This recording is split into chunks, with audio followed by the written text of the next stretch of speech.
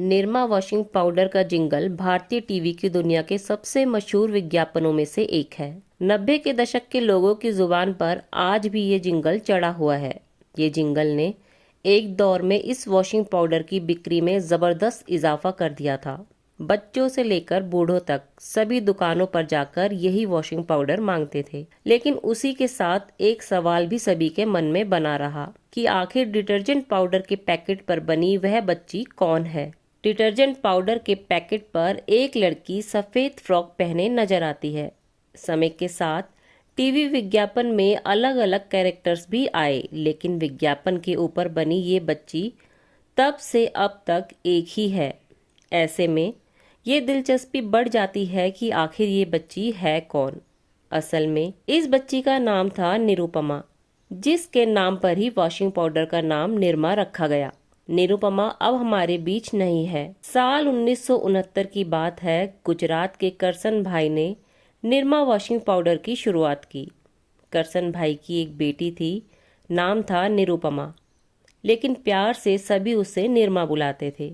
निरुपमा अभी स्कूल में ही पढ़ रही थी कि एक दिन एक हादसे में उसकी मौत हो गई। करसन भाई और उसके परिवार पर दुखों का पहाड़ टूट पड़ा।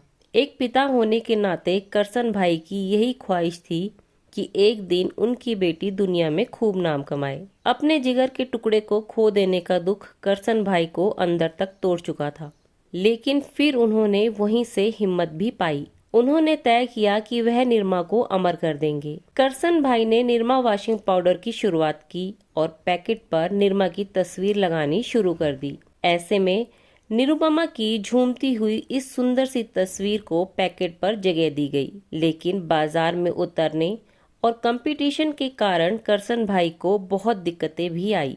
एक दौर तो ऐसा भी आया जब लगा कि उनका ये सपना कभी पूरा नहीं हो पाएगा। उस समय बाजार में दूसरे अच्छे डिटर्जेंट पाउडर की कीमत 15 रुपए किलो थी। करसन भाई ने निरमा को महज 3.5 रुपए किलो की दर में बेचना शुरू कर दिया। कम आमदनी वाले परिवारों के लिए ये एक अच्छा विकल्प था। करसन भाई सरकारी नौकरी भी करते थे। बेटी के नाम को अमर बनाने का सपना लिए वो पहले ऑफिस का काम करते, फिर साइकिल से लोगों के घर घर में जाकर वॉशिंग पाउडर बेचते। धीरे धीरे अहमदाबाद में इस डिटर्जेंट को सभी जानने लगे। वॉशिंग पाउडर बनाने से लेकर बेचने तक का काम करसन भाई खुद करते थे। काम बढ़ा तो उन्होंने अपनी नौकरी भी छोड़ दी। दूसरे लोगों को भी अपने काम से जोड़ा, जो दुकानों पर जाकर वॉशिंग पाउडर बेचते थे। लेकिन इसी के साथ थोड़ी समस्या भी आने लगी। दुकानदार उधारी पर वॉशिंग पाउडर उठाने लगे। जब पैसे देने का समय आता तो आनाकानी भी शुरू कर देते। व्यापार में घाटा होने लगा। करसन भाई समझ नहीं पा रहे थे कि अब क्या किया जाए। उन्हें ये लगने लगा था कि वह हार गए हैं। लेकिन फिर उन्हें एक उपाय सूझा।